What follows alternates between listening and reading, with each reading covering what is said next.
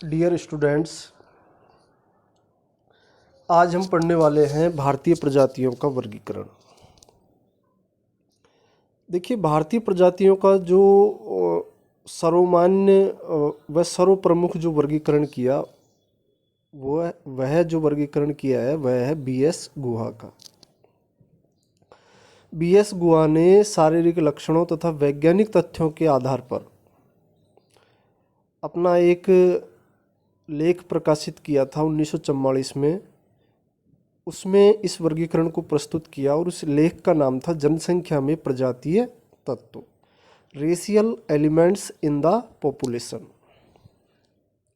BS Guha ने जो भारतीय प्रजातियों को 6 वर्गों में तथा 9 उपवर्गों में विभाजित किया। पहला है निग्रिटो, दूसरा है प्रोटो ऑस्ट्रेलॉयड, तीसरा है मंगोलॉयड, चौथा है भूमध्य सागरीय या मेडिटेरियन, पांचवा है चौड़े सिर वाली पश्चिमी प्रजातियां जिनको एल्पोडिनारिक भी कहते हैं, और छठा है नॉर्डिक। अब हम आते हैं निग्रिटो पे। देखिए, निग्रिटो प्रजाति के बारे में अभी असमंजस की स्थिति भारत में बनी हुई है। कई मानव शास्त्रियों के अनुसार तो यह प्रजाति पाई ही नहीं जाती है, कईयों का मानना है कि यह दक्षिणी भारत में पाई जाती है। तो इस संदर्भ में जो बीएस गुहा ने कहा कि ट्रावनकोर तथा कोचीन की पहाड़ियों के कादर एवं पुलियान उपजाति के लोगों एवं अंडमान निकोबार द्वीप समूह के मूल निवासियों में इस प्रजातियों के प्रतिनिधियों को माना जाता है।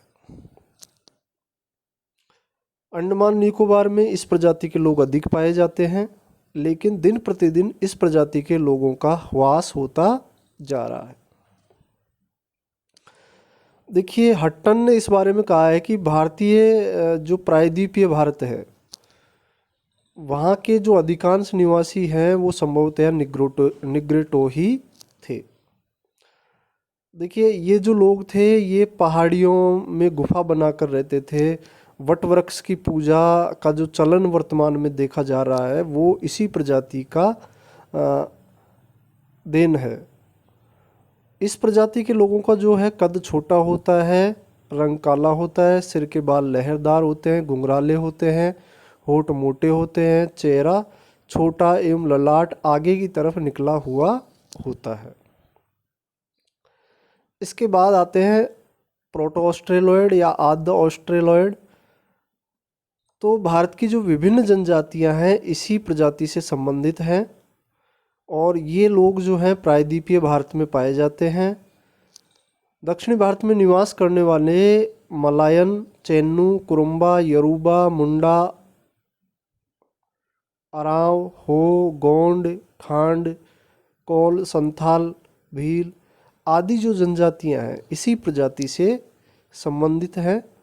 और यह जो प्रजाति है इसका जो रंग है वो काला होता है, सिर के बाल लहरदार होते हैं, घुंघराले होते हैं, नाक चौड़ी, ऊपर से चपटी, ललाट उभरा हुआ, मोटे होठ, चेहरा कुछ बाहर की ओर निकला हुआ और कद छोटा, सिर लंबा होता है। तो देखिए, जो शारीरिक लक्षण हैं वो निग्रिटो तथा ऑस्ट्रेलॉयड दोनों के लगभग समान से हैं, ध्यान रखिए।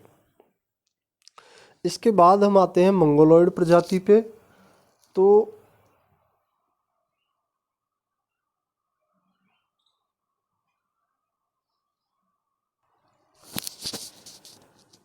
मंगोलॉयड जो प्रजाति है इसकी उत्पत्ति इरावदी नदी बेसिन, चीन, तिब्बत तथा मंगोलिया में हुई थी और ईसा से बहुत शताब्दी पूर्व यह प्रजाति जो है के लोग भारत में प्रवास किए।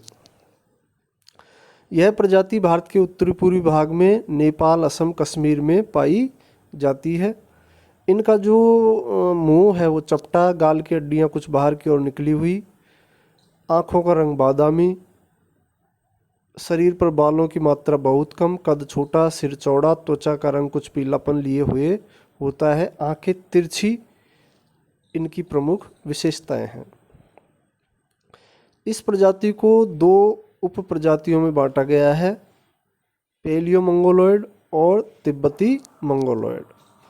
अब जो पैलियो मंगोलॉयड हैं, जिनको हिंदी में पूर्व मंगोलॉयड कहा जाता है, ये अत्यधिक प्राचीन होने के कारण बाद में विकसित जो मंगोलॉयड प्रजाति है से विपरीत शारीरिक लक्षण इनमें पाए जाते हैं। अतः इनकी क्या है, पहचान करना थोड़ा कठिन है। सिर का बनावट, नाक, त्वचा के रंग के आधार पर इन्हें पहचाना जा सकता है। सिर की आकृति के आधार पर पुनः इसे दो भागों में बांटा गया है, लंबे सिर वाली मंगोलॉयड प्रजाति और चौड़े सिर वाली मंगोलॉयड प्रजाति। जो लंबे सिर वाली जो मंगोलॉयड प्रजाति है वो हिमालय, असम एवं म्यांमार की सीमा पर निवास करती है, जबकि चौड़े सिर वाली जो मंगोलॉयड प्रजाति है ये जो है देखिए बांग्लादेश के जो पर्वतीय क्षेत्र हैं वहाँ पे यह प्रजाति निवास करती है। उसके बाद आता है दूसरा पार्ट, इसका उपविभाग तिब्बती मंगोलॉयड। ये जो हैं तिब्बत से भारत में प्रवास किए और सिक्किम, भूटान और हिमालय के पश्चिमी क्षेत्र में निवास करते हैं। इनकी जो शारीरिक विशेषताएं हैं लगभग समानता लिए हुए हैं। कद लंबा होता है, चौड़ा सिर होता है, त्वचा का रंग हल्का पीलापन लिए हुए होता है, चौड़ी व चपटी नाक पाई जाती है। इसके बाद हम आते हैं भूमध्य सागरीय प्रजाति। भारत में जो ये भूमध्य सागरीय प्रजाति है ये यूरोपीय एवं काकेसाइड जो प्रजाति है उसी की शाखा है। और ये जो लोग हैं उत्तर प्रदेश, पंजाब, महाराष्ट्र, पश्चिम बंगाल एवं दक्षिण में मालाबार तट पर निवास करते हैं। इनका त्वचा का रंग हल्का भूरा, लंबाकार सिर, सिर का बाल लहरदार, चौड़ी एवं पतली नाक, इनकी जो शारीरिक विशेषताएं हैं। अब जो है इसको पुनः भूमध्य सागरीय प्रजाति को 3 उप विभागों में बांटा गया है। प्राचीन भूमध्य सागरीय प्रजाति, पैलियो मेडिटेरियन भूमध्य सागरीय प्रजाति, मेडिटेरियन, पूर्वी भूमध्य सागरीय, ओरिएंटल। देखिए ये ओरिएंटल शब्द जरूर ध्यान रखिए, पूर्व के किसी संदर्भ में इसका प्रयोग किया जाता है। अब देखिए प्राचीन जो भूमध्य सागरीय प्रजाति है ये भारत में सबसे पहले आई नवपाषाण युग में, और सबसे पहले उत्तरी भारत में आए और बाद में दक्षिणी भारत की तरफ धीरे धीरे पलायन कर गए। इनका जो है चेहरा लंबा होता है, लहरदार बाल होते हैं, नाक चौड़ी होती है, शारीरिक कद मध्यम आकार का होता है, सिर पर बालों की मात्रा कम पाई जाती है। और मिट्टी के बर्तन बनाना, जन्म संस्कार, मातृ मूलक परिवार का प्रचलन, समाज में स्त्री का ऊंचा स्थान आदि प्रथाएं जो हैं इसी प्रजाति की देन मानी जाती है। अब आता है भूमध्य सागरीय प्रजाति। तो भारत में सिंधु घाटी सभ्यता का विकास इसी प्रजाति द्वारा किया गया था, ऐसा अधिकांश मानव शास्त्रियों का मानना है। इस प्रजाति का भारत में आगमन प्राचीन भूमध्य सागरीय प्रजाति के बाद हुआ, और यह जो प्रजाति है पंजाब, जम्मू कश्मीर, राजस्थान, उत्तर प्रदेश, बंगाल, महाराष्ट्र, मध्य प्रदेश में निवास करती है। और इनकी त्वचा का रंग जो है हल्का भूरा, बाल लहरदार, कद मध्यम, सिर लंबा, नाक चौड़ी, चेहरे पर रोमालियों की मात्रा कम पाई जाती है।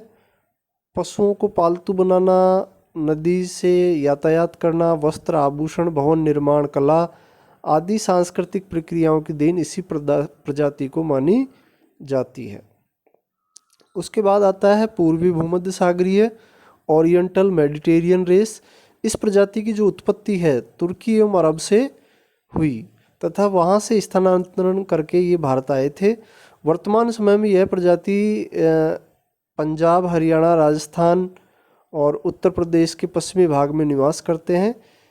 इस की त्वचा का रंग जो है गोरा या गेहुआ, नाक लंबी होती है। भारत में तीर कमान बनाना, पत्थरों की मूर्ति बनाकर उनकी पूजा करना आदि देन इसी प्रजाति की मानी जाती है। उसके बाद आता है 5वां मुख्य प्रकार, पश्चिमी चौड़े सिर वाली प्रजातियाँ। अब देखिए यह जो प्रजाति है प्राचीन काल में भारत के पहाड़ी क्षेत्रों से पश्चिम की ओर चौड़े सिर वाली प्रजातियों का आगमन हुआ, और ये प्रजातियां उत्तर के पहाड़ी क्षेत्र से प्रवेश करके धीरे धीरे हिमालय की तलहटी से दक्षिणी पश्चिमी सागरीय तट, बंगाल एवं तमिलनाडु तक फैल गई। यूरोप के जिस भाग से इन प्रजातियों का आगमन हुआ उसके आधार पर इन्हें निम्न उपविभागों में बांटा गया है। पहला है अल्पनॉइड। तो इस प्रजाति की उत्पत्ति का मूल क्षेत्र जो है यूरोप के अल्पाइन पर्वत के आसपास का क्षेत्र माना जाता है। यहाँ से ये लोग जो है अधिक संख्या में भारत आए और ये मूल स्थान बलूचिस्तान सिंध होते हुए सौराष्ट्र, गुजरात, महाराष्ट्र, कर्नाटक, तमिलनाडु एवं गंगा के मैदान एवं बंगाल तक फैल गए। इनका जो शारीरिक कद है वो मध्यम होता है, नाक लंबी होती है, त्वचा का रंग भूरापन लिए हुए होता है। गुजरात के जो बनिया, काठियावाड़ के काठी, बंगाल के कायस्थ इसी के प्रमुख उदाहरण हैं। उसके बाद है डिनारिक। तो इनका जो उत्पत्ति क्षेत्र है वो आल्प्स पर्वत माना जाता है यूरोप का। इनका कद लंबा होता है, रंग काला होता है, सिर छोटा चौड़ा, नाक लंबी, सुसंगठित शरीर, होठ चौड़े, घुंघराले बाल इनमें पाए जाते हैं। और भारत के पश्चिम बंगाल, उड़ीसा, केरल, तमिलनाडु, सौराष्ट्र और पश्चिमी हिमालय क्षेत्र में निवास करते हैं। ठीक है। उसके बाद आता है उप विभाग एक अन्य आर्मिनॉइड। ये देखिए भारत में संख्या में कम पाए जाते हैं और यह पश्चिमी चौड़े सिल वाली प्रजातियों की भांति इसी प्रजाति के लोगों के शरीर पर बाल पर्याप्त मात्रा में पाए जाते हैं। इनका कद जो है मध्यम होता है, चौड़ा सिर, नाक लंबी होती है, त्वचा का रंग गोरा होता है। और देखिए इसके बाद जो अंतिम मुख्य प्रकार आता है वो आता है नॉर्डिक। तो भारत में इस प्रजाति का जो है आगमन सबसे अंत में हुआ और इस प्रजाति की जो उत्पत्ति है स्टेपीज घास प्रदेश में हुई। वहाँ से इस प्रजाति के लोग भारत के उत्तरी पश्चिमी भाग होकर भारत आए।